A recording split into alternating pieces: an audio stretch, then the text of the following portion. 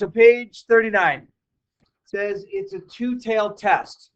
All right, so first thing, I just want to get to do a plug real quick. Get rid of that net. So normal distribution and normal distribution right on top of it.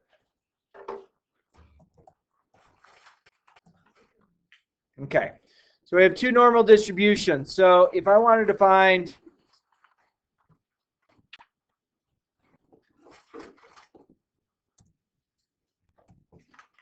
all right, so I have a normal distribution up there.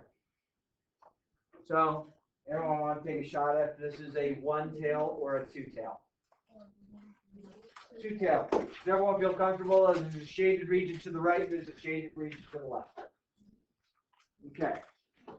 So when we are doing a two-tailed distribution, you are twice as likely as finding something outside of the non-shaded region. Does that make sense? Flash it.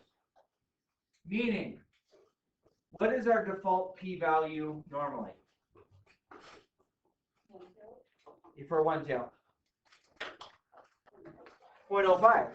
So if we're doing a one tail, we use a p-value to test upon as 0.05. So does anyone want to take a shot at what that p-value changes to? Close. 0.05 plus 0.05 is 0.1. Just forgot the decimal. Okay. So if you're doing a two-tail situation, it's your p-value that you're testing against is double the size of 0.05. Hey! Good to see you. Idiot. So if we use a two-tail scenario, it's a double size of our p-value. So 0.05 plus 0.05 is 0.10. Okay. Now, all you're trying to do, thank you. All you're trying to do in this type of situation, your null hypothesis on a two-tailed situation, your null is the non-shaded region. Your alternative is one of the shaded regions. Now, friends, I'm going to tell you this. Two-tailed tests are used very often in statistics. They do exist. So we're on page 39. So two-tailed tests are not used that often, but can we all agree? Can we all agree that within your lifetime you've seen dishonesty in politics? Covered all bases because there was Democrat and then Republican. So I was just trying to be fair. So I'm not saying whose party is what. So in the world of politics or in the world of anything as far as statistics goes, let's say I create a null hypothesis and I test my null hypothesis based on a two-tailed situation, but I find data way down here. Does it seem likely with how dishonest even politics was that there's other dishonesties out there that some statistician might go change their stuff? If you have something that's way down here that's far enough away that says, yeah, you can reject my null hypothesis, okay, that they might go and change it to becoming a one-tail situation.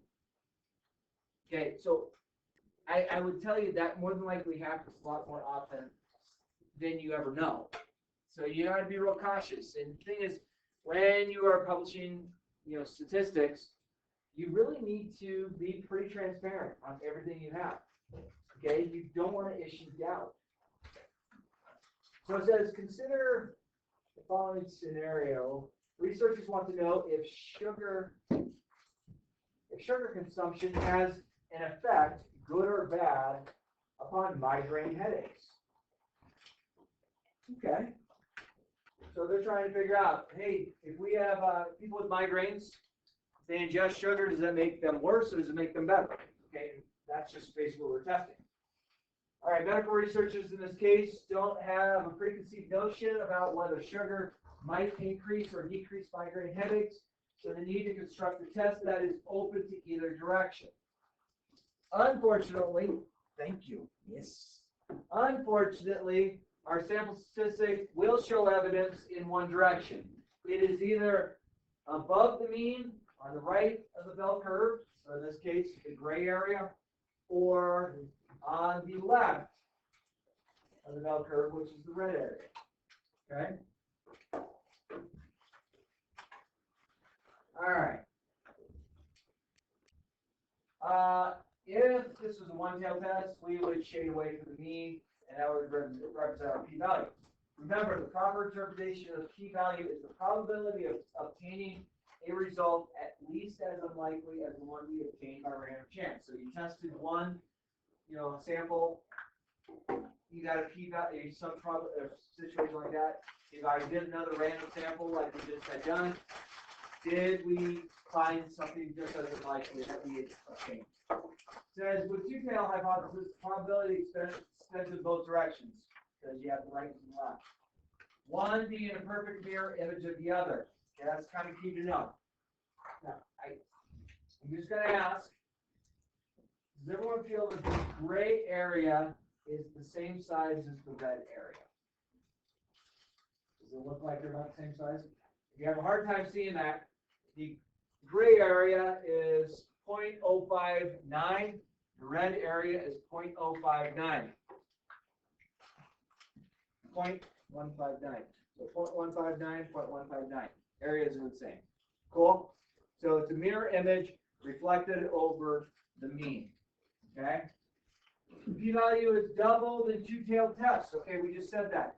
Our p-value normally had been 0.05. If we double our p-value, 0.05 plus 0.05 is 0.10. Okay, so our p-value doubles. Because we must include the portion of the bell curve that is farther away from one sample statistic in both directions. So, if you find a p-value and you have a p-value that's way down here, you also mirror it way over here. Okay, so that's the concept of two-tail. Two-tail, again, is not the most used in statistics. It's always one-tail. There are definitely thoughts I have that someone might have created a two-tail situation because your probability of finding something in that area is twice as good in these shaded areas. And I could very much see somebody changing it to a one-tail to say, hey, look what we found, and there's more evidence on this. And you're like, wait a minute, you're cheating. All right. So it says create the null hypothesized sampling distribution below. Okay, we can do this. So all we want to do is just make ourselves a normal distribution. So let's just pretend I can draw really well. All right. So it says, let's assume one specific subgroup of 80 migraine sufferers are used. So n equals 80. And it is another group that has a migraine pain level of 7.2 out of 10. 7.2 out of 10 is right there. Okay, 7.2 out of 10. What kind of scale does this go on? Starts with an L, ends with a T, has Eichert in the middle of it.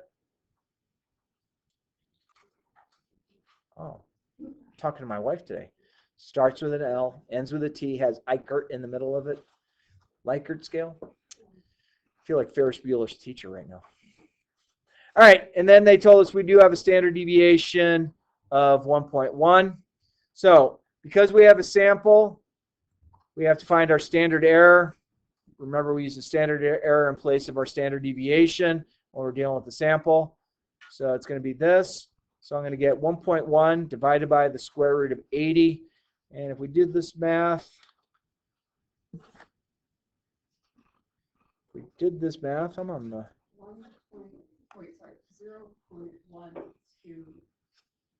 So 0.12 roughly. All right, so let's just make this, just for easier purposes, let's make it 0.1 for a standard error.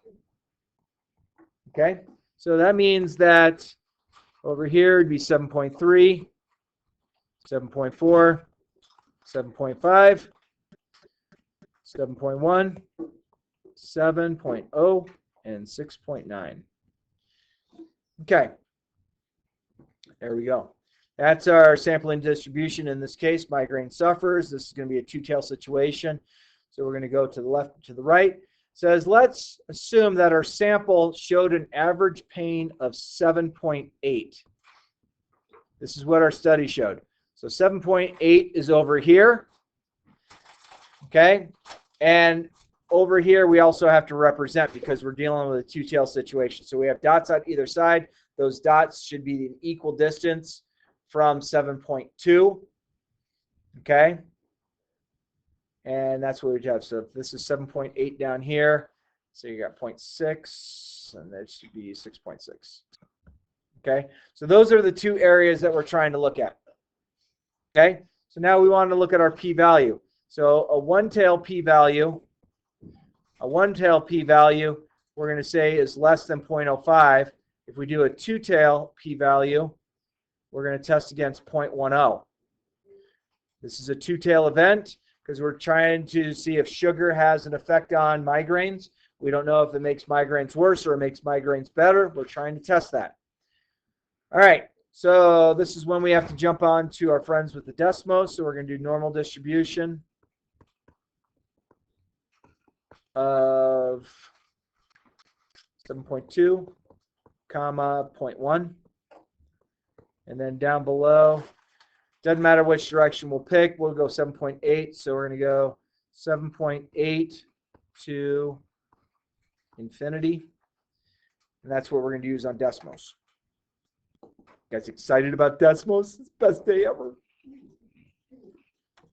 All right. So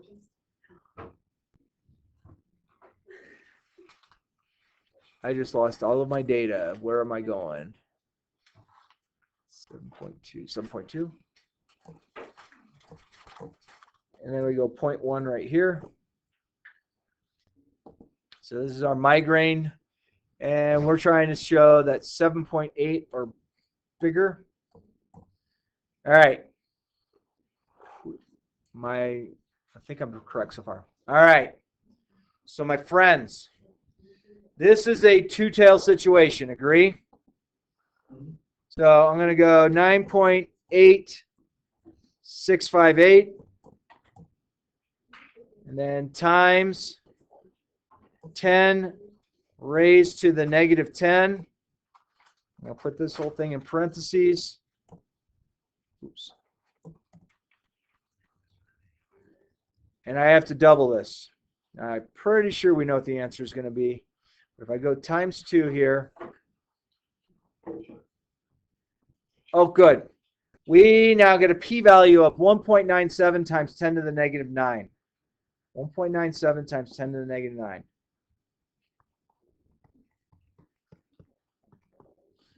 This is our p-value of a two-tail. Okay, friends, this is some critical thinking time. Okay, just so we know. 1.97 times 10 to the negative 9 is 0.00000000197. Is 0.00000000197 bigger or smaller than 0.1? It is really small. This is a really small situation. Okay? So, if we came up with this right here is very small. It is far less than the two-tail p-value being less than 0.1. So in this situation, I know we didn't create a null or an alternative, but we are going to reject whatever our null is, and we're going to be able to say, found evidence that sugar affects migraines. Okay? We had strong, that's incredibly strong. It's like, hee-haw. So, I don't even know if I guess in this case, being that this is such a small thing and it is so far away from our mean that the dishonest statisticians out there, those shameful people, they might turn this into a one-tailed test. They go and reverse engineer it backwards. And they're like, but it's so naughty to do. It's like, they need to go to statistics jail. You know what you have to do when you're in statistics jail? You have to just do algebra all day. No statistics ever.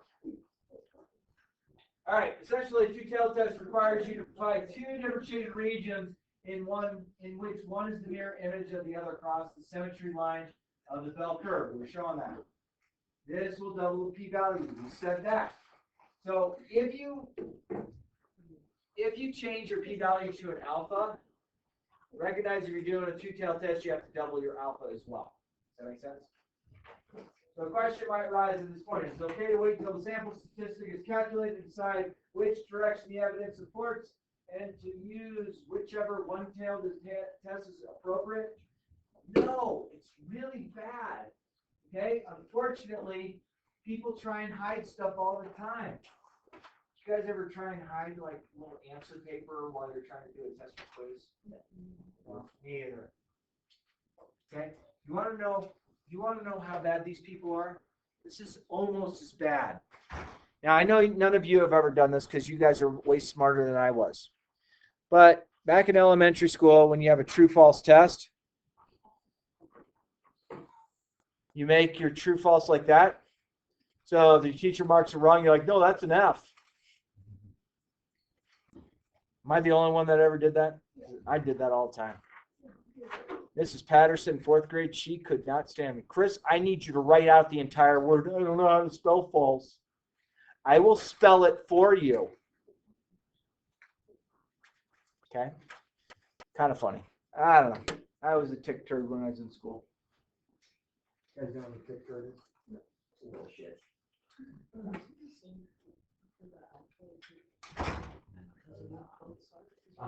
So you'll double alpha. So if you decide to say, I want an alpha to be 0.15, you'd have to double it to 0.3. Okay? If you're using a two-tailed. Okay, so this tactic produces highly suspect conclusions. For this reason, two-tailed tests are pretty rare in the world of statistics. The conclusions we draw are fairly weak, as we are only able to find strong evidence for the difference or changes that is unspecified. All right. Hey, I want to do the first problem from the homework. I'm on page 111. That's 111 for those of you who don't speak stirrup. All right. This is a fascinating piece of statistics. Because once you start reading this kind of question, you're like, what homes in Denver are only $400,000? So it's obviously old data read.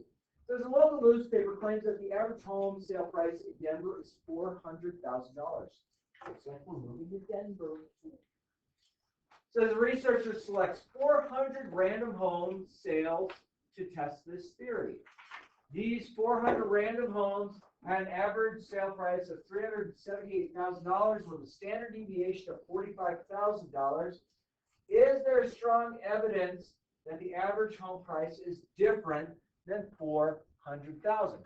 So they use the word different. This means we're going to use it as a two-tailed test.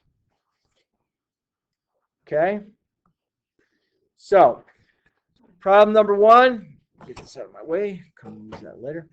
So problem number one, our null and our alternative.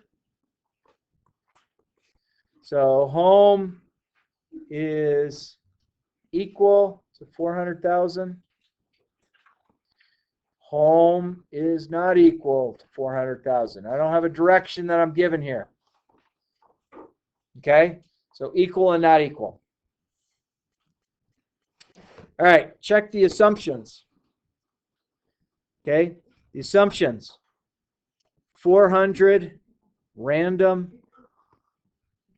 homes in Denver are selected. Okay, Friends, if we're testing the Denver market, does it make sense that we test the homes in Denver? I think so. I mean, I'd be a little concerned if it's like, hey, the average home price in Denver is $400,000. So we're going to test the 400 random homes in White House Station, New Jersey. Like, where's White House Station, New Jersey? It's where I was born. Kid you not, I was born in a town called White House Station. It's a small little town outside of Somerville. Where's Somerville? New Jersey. It's just off Route 22, right between 22 and 78. I mean, it's easy to find. All right. So let's say make our normal distribution based on this. All right. So in the middle of this, I'm going to write this sideways because I'm dealing with hundreds of thousands. Okay, 400,000 is in the middle. So we know that we have a standard deviation that's told to us to be 45,000, I believe. And we have a sample of 400. So I need to find my standard error because I have a random selection. So that'll be n, or take it back, not n. It'll be standard deviation over the square root of n. So this is going to be standard deviation is 45,000 divided by the square root of 400. And I think if I did this math right, this comes out to 2250 as our standard error. All right, now this is going to make sense why I have to write it sideways. I know it doesn't switch there. So we're going to go 400,000. 1, 2, 3, 1, 2, okay, times 2250. Whoa. You know when you hit times?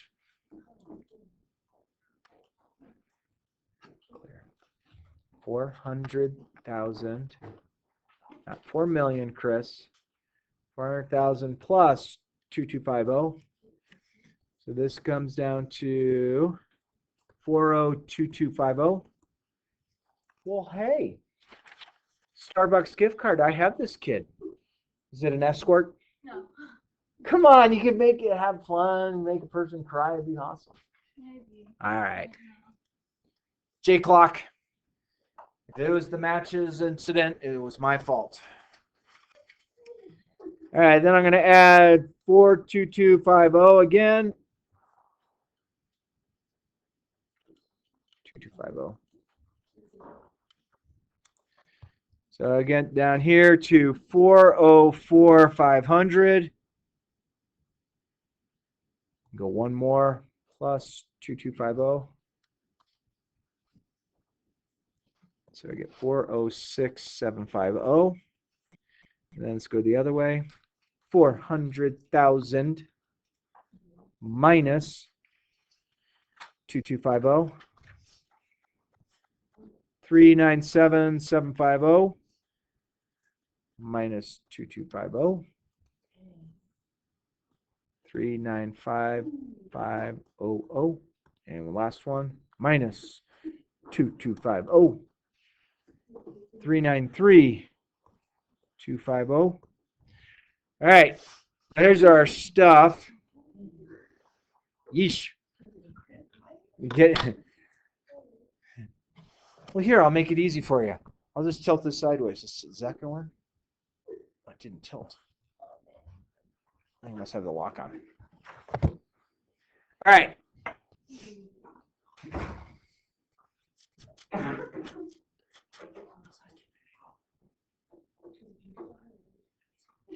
Okay. Need a nap after that one, huh? All right. The next one we're going to do is we're going to do normal distribution. 400,000, comma 2250.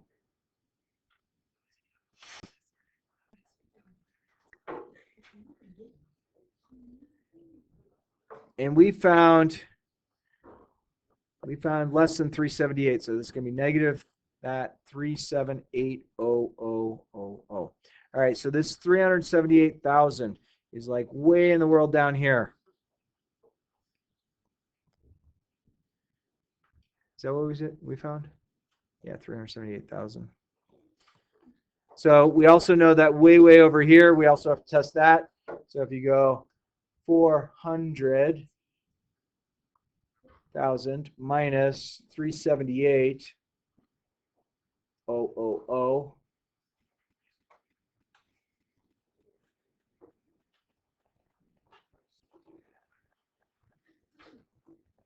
So we're testing those two way outside dots.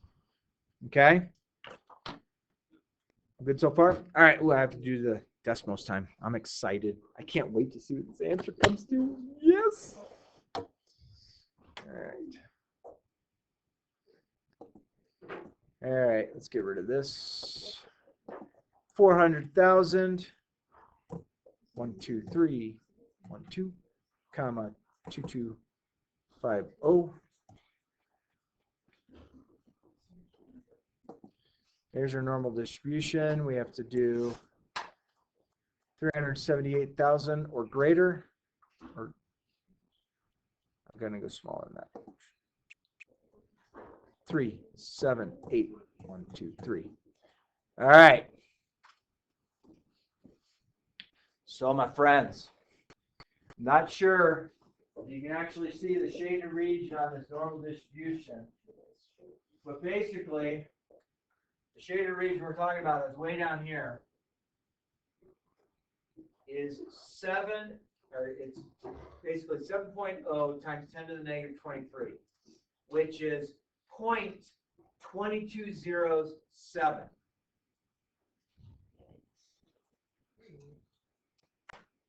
But I have to double it, so it's going to get so much closer to 0.1 now, because I'm going to have to double this. All right, we can double it. Oh my gosh. All right, so 7.0128 times 10 raised to the negative 23. Oh, I got to make sure I put this in parentheses. Makes it better that way. Times 2.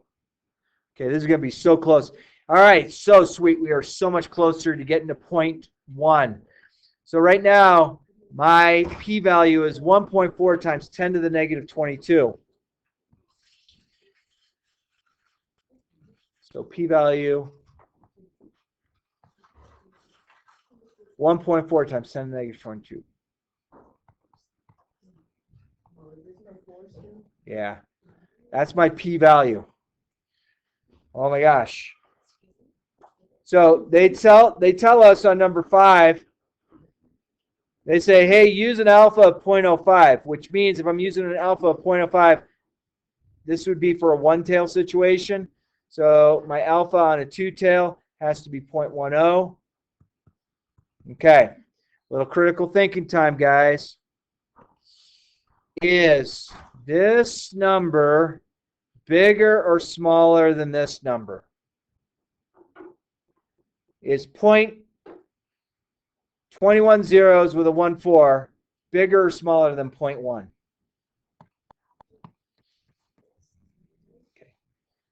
Okay, so this is so much smaller than 0.1.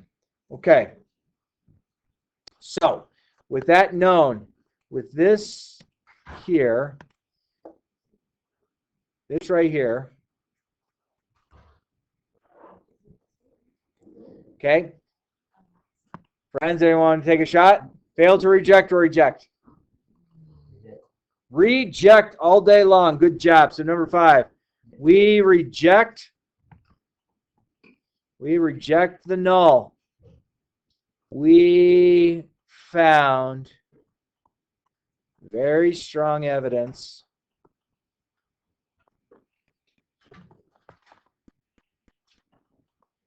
against the null, against the $400,000 price tag. Okay, we are rejecting that null. Then it says, explain why this is a two-tailed test. Well, number 6. So we look at the wording. Okay, they use the word different. Different is going to be two-tail. We didn't say less than, we didn't say greater than, we said different. And then number 7, see if we can squeeze that in right here. Okay, says which type of error is plausible here? This is a type 1 error. So this we have evidence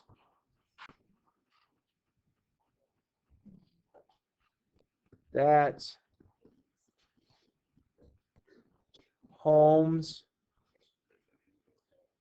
sell for some other value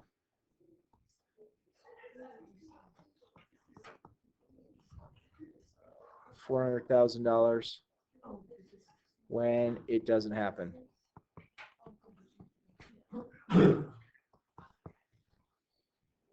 Doesn't really. Something like that. Oh my gosh. I can't believe I squeezed everything on that problem. That's so good. Hey, will you do the back side of this page?